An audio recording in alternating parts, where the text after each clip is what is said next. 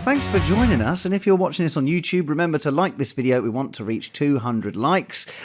We've both been at the match.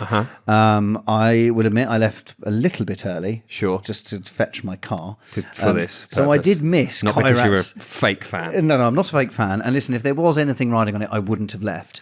But I did miss probably the best moment of the game, I imagine.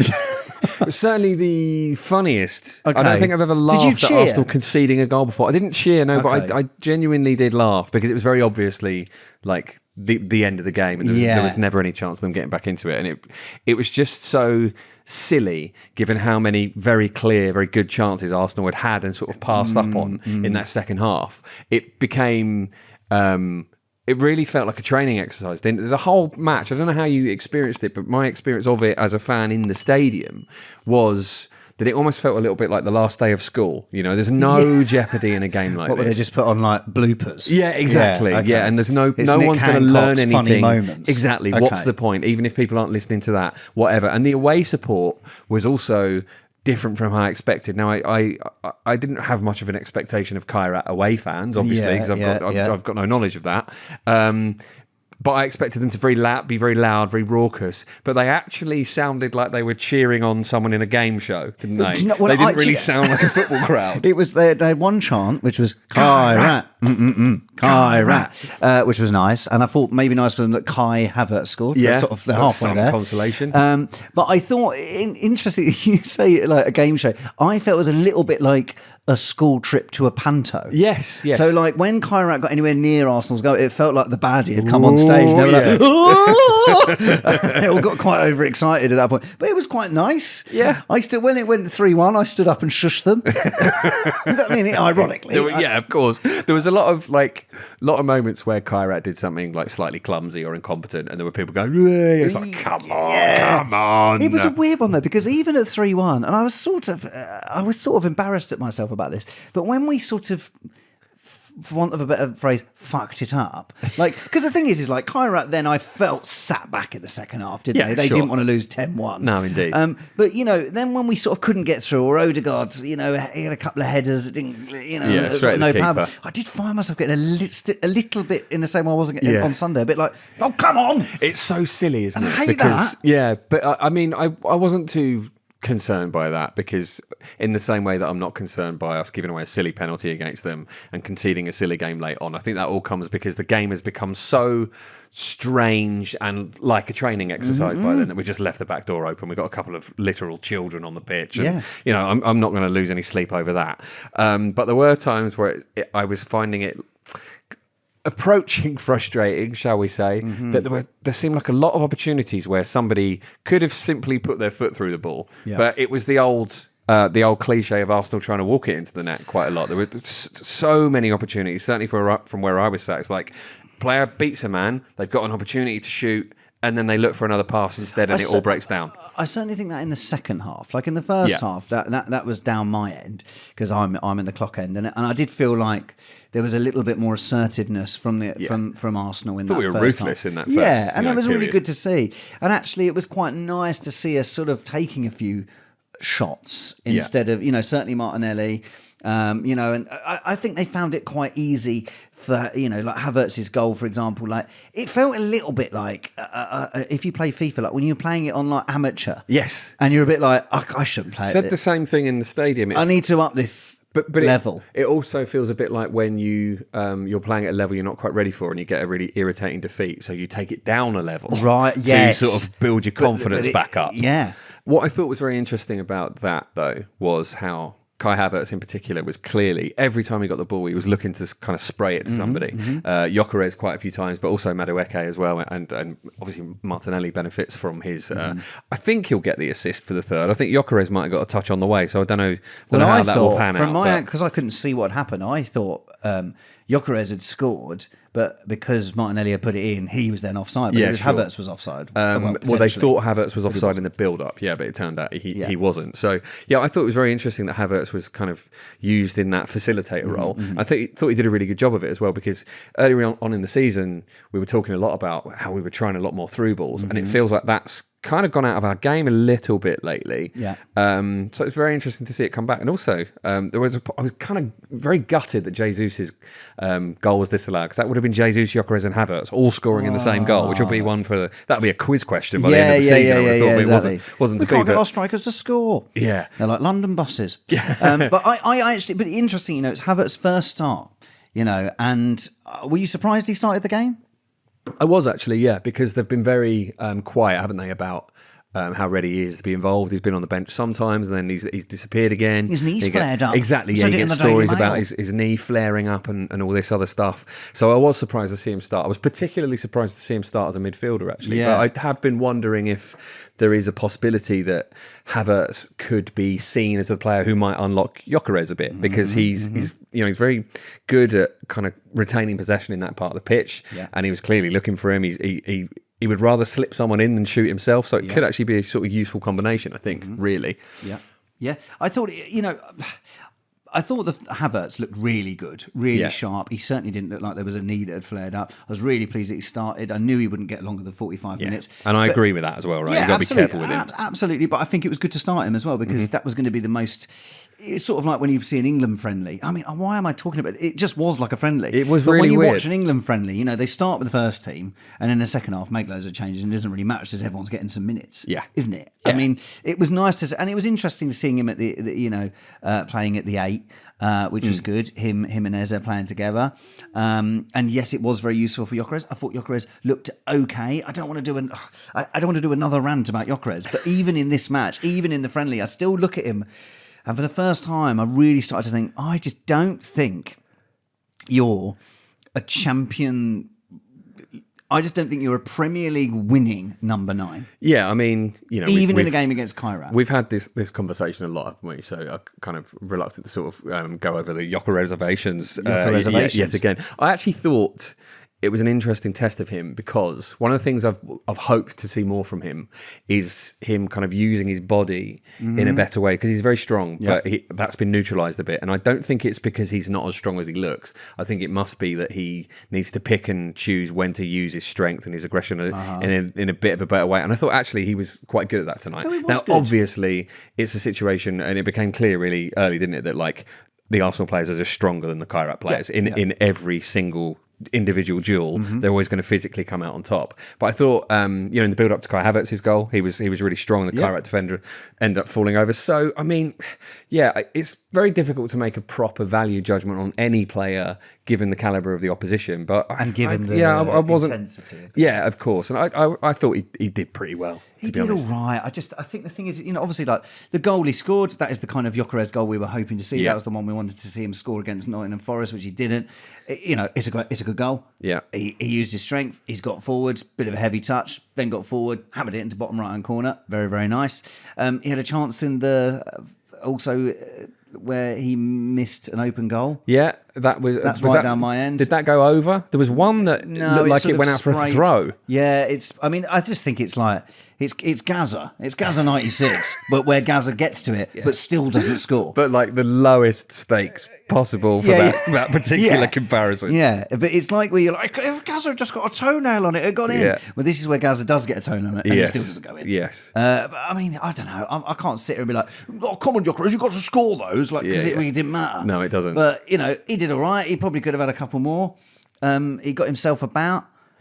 Fine. Do you think there's an argument that the performance like this is a palate cleanser? Because I think it's actually really good timing ahead of, like, after the Man United result and when we need to sort of refocus. And Arteta's been talking about how this is a boat and we're all going to enjoy being on that boat and all those sort of confusing boat analogies.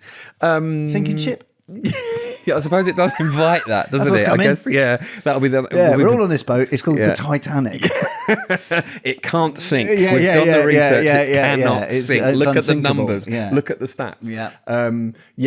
I quite liked it as a rallying call, to be honest, because I think it felt like what it did is it communicated to me that they are in the right headspace. And this is a funny game, isn't it? Because most of the players who started it aren't necessarily going to be starting against Leeds. So it's hard to look at those individuals and go, oh, they've had a rocket and they look comfortable and they look happy. But I thought there were some really good performances. Christian Mosquera looked really good. You know, it's easy to forget that he's not been back for very long. Christian Norgard, had fantastic game. Can we talk about that flick? Yeah. Right, so there's a flick down to Havertz that he then crosses the ball and then Martinelli scores. But there was a little back heel. I couldn't work out who'd done it. Yeah. Because it's like, because obviously... it couldn't have been Christian Norgard, Couldn't be Christian presumably, Norgard. right? And then obviously you see, the Jumbotrons. Yeah. Which I thought we were going to upgrade the Jumbotrons, but looking at the Jumbotron, it's quite hard to see. Yes. And even back in the days at Highbury, you still couldn't really see what was going on. And you see the replay, and I was like, is that not? I thought it must have been Ben White. That felt like a Ben Whitey thing to do. Or Havertz did it to himself somehow. Yeah. And my mate, who I took with me to goes, no, it was Havertz. I was like, Havertz crossed the ball. But yeah, it was a lovely little back heel. It was great. He looked good. Yeah, he did. He looked really assured. composed and assured. And you know what? I wonder... Again, like you've got to factor in the opposition and maybe not get too carried away. But we know that Martin Zubimendi has played a lot to the point where he doesn't always train just to manage his load that way. And I wonder if Norgard has made a point to Arteta there and made it clear that actually he is an option if you need somebody else in a even in a kind of important game, because he's a good player with a lot of Premier League experience, and obviously he's way above that level. And the thing is that hindsight's a wonderful thing, but you can look back at the season and go, there were other opportunities to rest Zubimendi, and it's nice to see Norgard going, I could have been that guy. Yeah. And he did. He played really well today, and I thought he spoke really well in his press conference. I don't know if you watched I love the press conferences. I always watch the press conferences. I've not seen this one. So watch Norgard, and he was just brilliant, and he spoke really, really well. And they said, are you worried that you're not getting as many appearances? Was that spoken about when you joined the club? And he was like, no, it's all good. I'm happy to be here. It's nice to hang out with the other Scandinavian players. Lots of time at Gyökeres, lots of time at Odegaard. We sit together and we're talking our own language. It's very, very nice. He's not as camp when he does his voice. But unfortunately, I can't do anything other than camp Scandinavian. Well, I'm musical theatre, darling. But and he was sort of talking about, he was like, no, this is what was expected when I came in. I'm also, obviously I want to play more, but I totally understood when I came in. There's loads of us here that want to play. Yeah. And he was like, he said, probably there's some people who have played more than they thought they would have done because of the injuries that we've had. And I still think an all-round for 10 million is a good signing. Yeah. Can you imagine the alternative? He sat there and gone, this is bullshit. Frankly, yeah, exactly. I'll be fucking fuming. I'll be out the door the moment I can. I know Michaelis that's there right now, and if he comes in, go smash his face in. Yeah, again, it's gone more sort of slightly Muppety, that one. Yeah. The Muppet versions of The Killing, which I'd be all over that. Oh no! Look what's happened. Where's my woolly knit?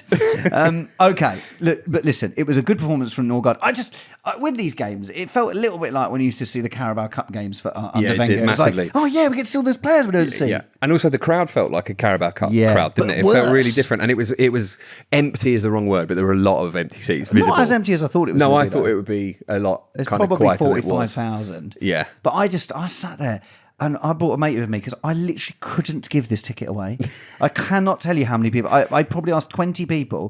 The bloke sits next to me, he goes, look, it's 60 quid, but offer it for 45. Offered it for 45, no takers. Yeah. Eventually I literally went, does anyone want it for free? Right? One of my mates want some body heat next to me. Then my mate said to me, I thought you were offering me 45 quid to come. But my mate, I brought along, I hadn't seen him for a little while. We just had a chat throughout the entire game. It was like that for me as well. I was like the people, that's the sort of person I hate that chats through the game. But it was that sort of game. It felt really... it didn't feel like a game with any jeopardy on it. And it also didn't feel like a pre-season friendly, because why the hell would you be playing Kairat? And also, we've already qualified. Even if the most ridiculous scenario played out and we lost the game, we would still have had the advantages of finishing first anyway. It was like, I can't think of a comparable game. We may never see a game like it again. But for that reason, I had a really good time. And especially, because I think the real headline from this is the return of Kai Havertz. Yeah. And again, you factor in the opposition, but it's a confidence boosting situation. Calafiori came back as well, and obviously gives away a silly penalty. But interestingly, when he got a yellow card for that when he gave away the penalty, then there was another. He'd had a couple of fouls which were verging on yellow. He looks a bit rusty in the first 20, doesn't he? I watched Mikel, who stormed back to sit down. Can you imagine Mikel? He's like looking at Calafiori. He was about to get himself suspended for the first knockout game. Oh, man. I was surprised Calafiori wasn't taken off after 29 minutes.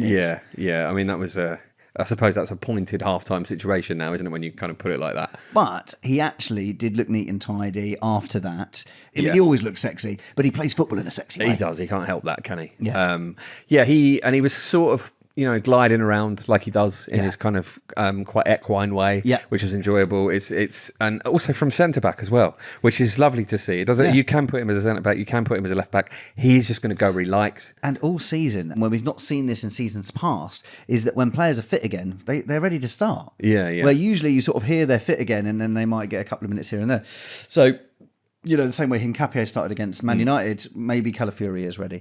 I wanted to quickly talk before we go about Martinelli, because I actually thought it was quite an interesting performance from Martinelli. I felt like Arteta's been in his ear a little bit to be more direct. I know it's Kairat Amati, but he was a lot more direct. He was using the outside of his right foot to get crosses across, and I don't know. I quite liked that performance from Martinelli. Yeah, I think he probably would have missed some of the stuff he did because of where you're sat. But there were a few times in the second half where he properly pressed the Brazil button and just like skinned his man, just because he wanted to, more than it was necessarily what needed to be done in the moment. And he obviously could have had his cake and eaten it with that. So yeah, I thought it was a very lively performance from him. He was full of energy and like a real bag of tricks, which I thought was encouraging. Noni Madueke was similar, but without the end product, which is a conversation we could probably have as well. But he was very, very lively in some ways. Again, he's one of those players where I feel like he probably should have had a goal tonight. But yeah, Martinelli, I thought it was encouraging from him, and again, very direct. He's really enjoyed life in the Champions League, isn't he? And I think, is it one Premier League goal this season? It's something like that, isn't it? So hopefully this will be something that kicks him on. He has come off the bench a lot. Yeah. So as much as he's probably had like 19 appearances, he has come off the bench. Yeah, I think I don't think he's going to start over Trossard on the weekend, but I thought it was a good performance. I'm not sure if anyone who started the game today has played their way into the starting 11, other than if Havertz is fit. But even if Havertz is fit, I don't think they're going to start him up top. And I don't think Eze played well enough to play ahead of Odegaard. Yeah. So I imagine it's going to be a similar 11. Maybe Calafiori gets in over Hincapié, but a similar 11 that we had against Man United. I would think so, yeah. Eze, another one who I think could have had a couple of shots tonight in moments where he decided to pass instead. Tonight's your night, man. That's the thing I'm like saying, like, they're shit, mate. Like, go and express yourself. Go and get goals. Like, Gyökeres is scoring. Come on. Yeah, they gave the ball away like a comical amount of times in that second half. It was like just every single time they had it, they'd kind of push up into midfield and just give it away immediately. It was ridiculous at times. What a strange game. Look, I'm pleased they got a couple of goals. They've had if they have travelled from Kazakhstan, which I know a lot of the time it's London-based Kazakhstanis. Sure. But I hope if they've travelled from Kazakhstan, good couple of goals, good for them. Yeah, I mean, every Arsenal goal is sort of like a knife in my spleen, but that was a sort of the gentlest knife that's ever been in my spleen. Do you know what I mean? Like, you can't really begrudge them that. It's like when Eduardo scored. Yeah. When he Shakhtar Donetsk, was. Yeah. And you're like, yeah, fair enough. So fair enough. It sounds like a cheer. Yeah. Listen, before we go, great Champions League campaign. We've won 8 games out of 8. I reckon if we had to play 7 more games, we'd win them all. Feels that way, doesn't it? Just close the tournament now, as far as I'm concerned. Just give us the trophy now. But we're in a good position. We're going to play all our second legs at home. That I read some stat that gives you something like a 54% advantage. Okay. So it's not that great, but it's something. And it's one of those things, isn't it, where Liverpool won the group last season and they immediately got PSG, who are back in the playoffs again, as Real Madrid hilariously are. Man City was so close. And of course, Jose Mourinho's Benfica, and the goalkeeper scored. Do you know this? Yeah, it's incredible. He scored a header that got them into the top 24. Yeah, it's that's one of the best things that's ever happened in European football. I don't think that's an exaggeration. That is insane in the circumstances. And that's what does make this version of the Champions League so exciting. Yeah, I've actually enjoyed it. And actually, there's part of me that was lovely to be there, and I'm very lucky to have a season ticket. Part of me would have quite liked to be sat and watch this night at home. So you know what? When Gyökeres scored, they flashed up one of the scores. They did flash up one of the scores, right? And because it was so early, I was like, are they going to flash up every goal so we can stay in touch with everything else going on? You should have that and the league table to see it all moving around. Absolutely. I was disappointed they didn't. Good, but you can't get any signal in the stadium.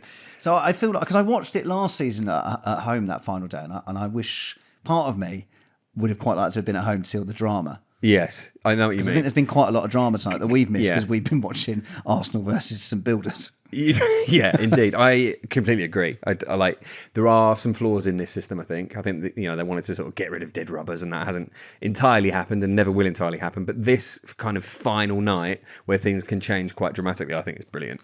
But Jim, okay, we're top, 24 points.